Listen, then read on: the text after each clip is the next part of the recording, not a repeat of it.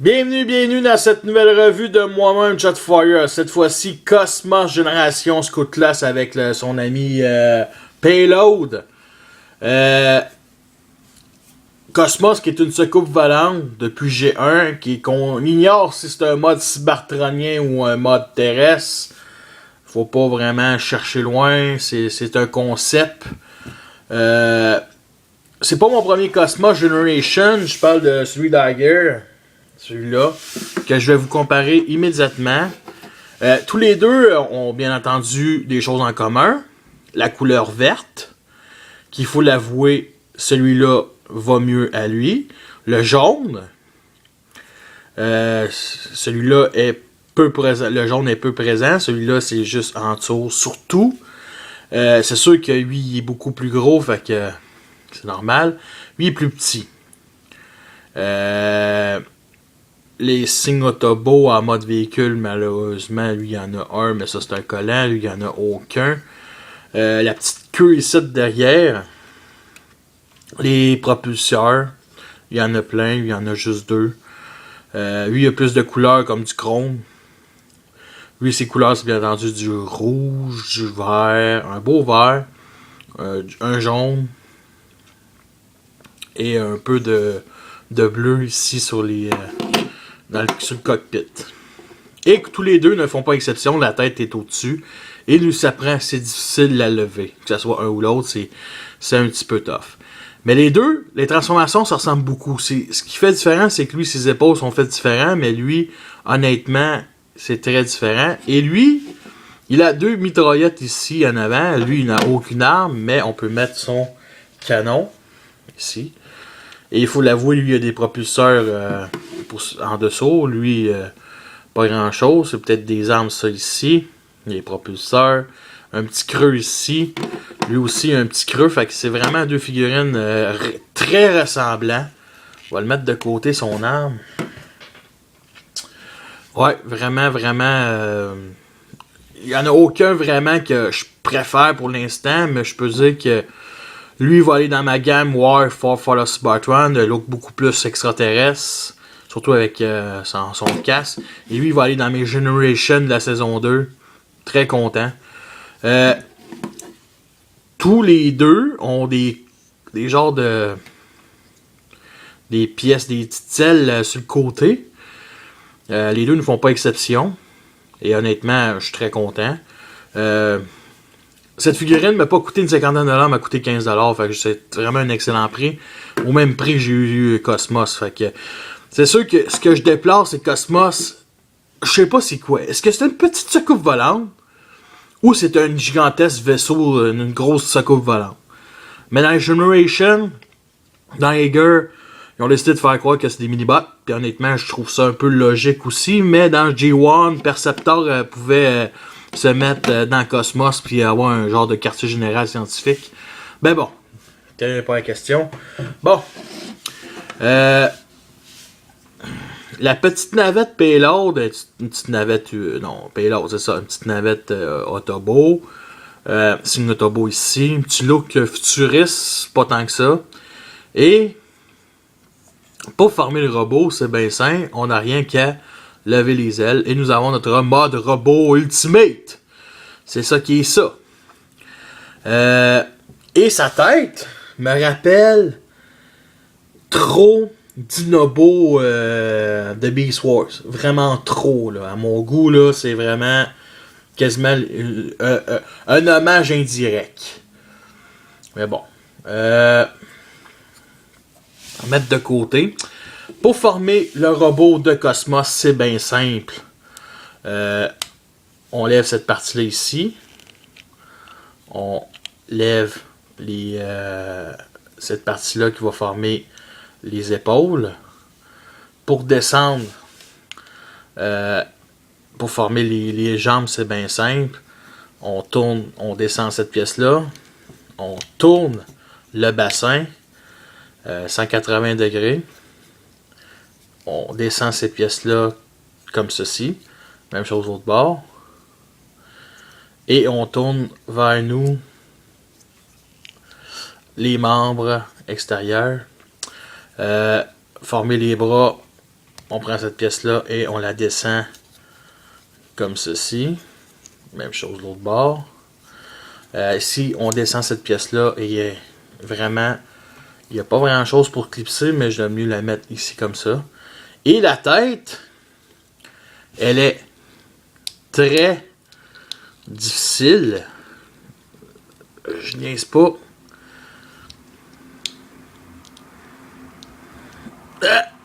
Oh oui, il l'ai eu! Aïe aïe! C'est mon oncle qui l'a mangé. Et nous avons la petite tête de Cosmos. Et nous avons notre Cosmos et Payload Generation.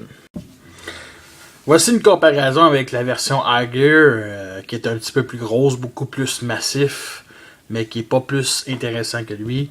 Les deux ont leur inconvénient. C'est sûr que les épaules de lui sont mieux faites que lui. Lui sont faites comme trop ronds. D'après moi, Hasbro se sont dit, ils l'ont vu puis se sont dit on va améliorer ce jouet là mais en plus petit. Et honnêtement, ça fait quand même un très beau résultat.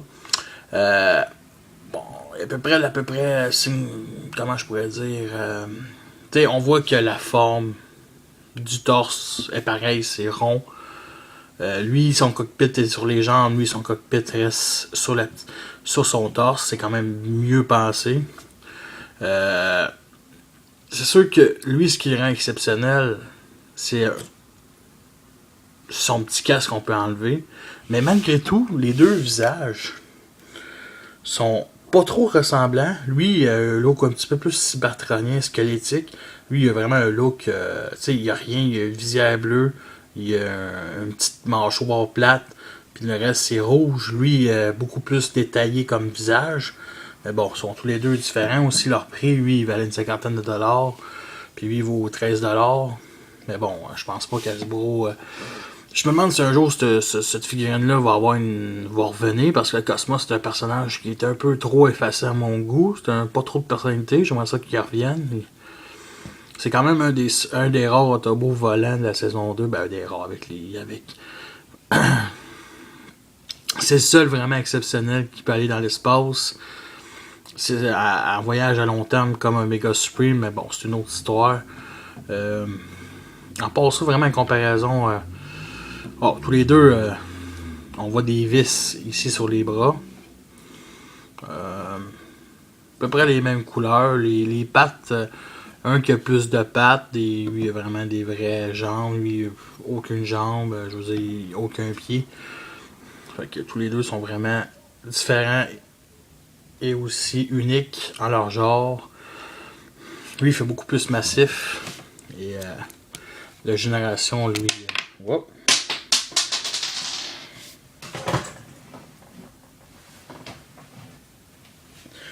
Et ce qui est intéressant avec ce jouet-là, c'est qu'on peut prendre son fusil et le mettre dans sa main. Et enfin, il a un vrai fusil digne de G1.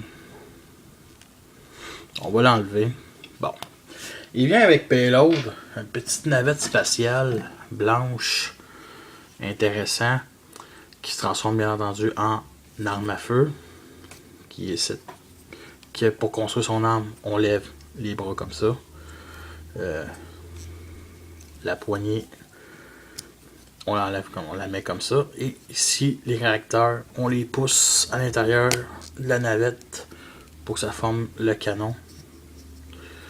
Et nous pouvons la mettre, bien entendu, sur la main. Et il a un putain de gros flingue. Et c'est un peu dommage parce que c'est un flingue qui fitterait plus avec les Target Masters Deluxe, Voyager, Ultra, mais pas pour un basique. Bon. Côté articulation, c'était pas mal classique. Articulation ici sur l'épaule, 360 degrés. Ici, une articulation, double articulation ici, une au coude.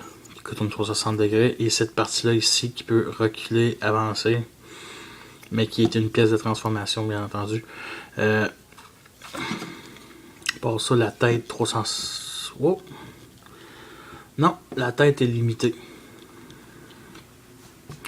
Un peu dommage. Pour ça, articulation ici, à cette partie-là, bas joint ici sur les genoux, et une autre articulation ici, qui fait un effet avancé et reculé parce que c'est une pièce de transformation. Et bien entendu, ici le torse peut tourner. Ouais. Est-ce qu'on peut lui faire une belle petite prise, une petite passe? Absolument. Ben absolument. C'est un petit peu difficile.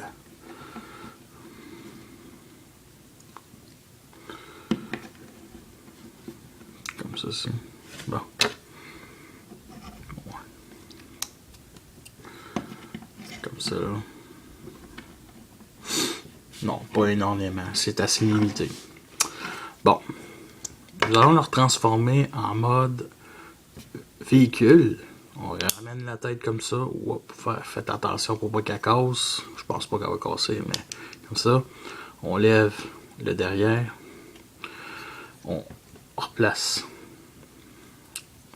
les bras comme ceci.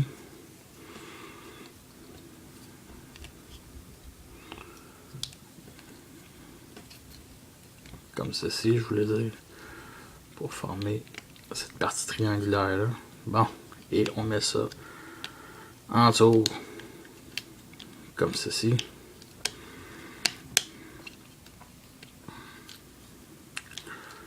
Bon. Pour que ça clipse. Cette partie-là, on la ramène comme ceci. On tourne comme ceci. Comme ça. Et on clipse cette partie-là ici comme ça.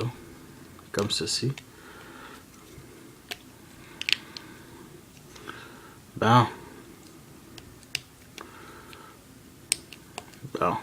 Et on finit tout par se clipser parfaitement. C'est peut-être un peu dommage, cette partie-là ici n'a aucun clip, c'est juste une petite pièce qui fait qu'on la rentre comme ceci. Mais vraiment, ça manquerait peut-être un petit peu plus de clipsage pour un jouet qui en a besoin. Et la navette spatiale, bien entendu. On ramène ça comme ceci, les jambes comme ça. Et nous avons notre petit tuyau Cosmos et Payload en mode véhicule. Malgré ses petits défauts, est-ce que c'est une figurine qui en vaut la peine? Absolument. Je pense pas qu'Hasbro va en faire un autre. Si en font un autre, j'espère que ce sera un Ultra, un Voyager. Mais sérieusement, c'est une bonne figurine pour un personnage qui n'est que pour l'instant un figurant. C'est un personnage aussi qui mérite de plus en plus d'être dans les nouveaux médias. C'est un personnage qui pourrait peut-être apparaître dans la nouvelle série, peut-être, je sais pas. Je sais qu'il y a déjà eu un concept art de l'Arche version Movieverse de lui. Fait que c'est quand même un concept art fait par des fans. Fait que je trouvais que le design était vraiment génial. Puis bon, Omega Supreme dans l'animated qui est l'Arche. Cosmos peut bien l'être aussi. Tu sais, Cosmos c'est une soucoupe volante, c'est un vaisseau spatial. Fait que sur ça, je vous laisse. Et la prochaine sera With Jack United.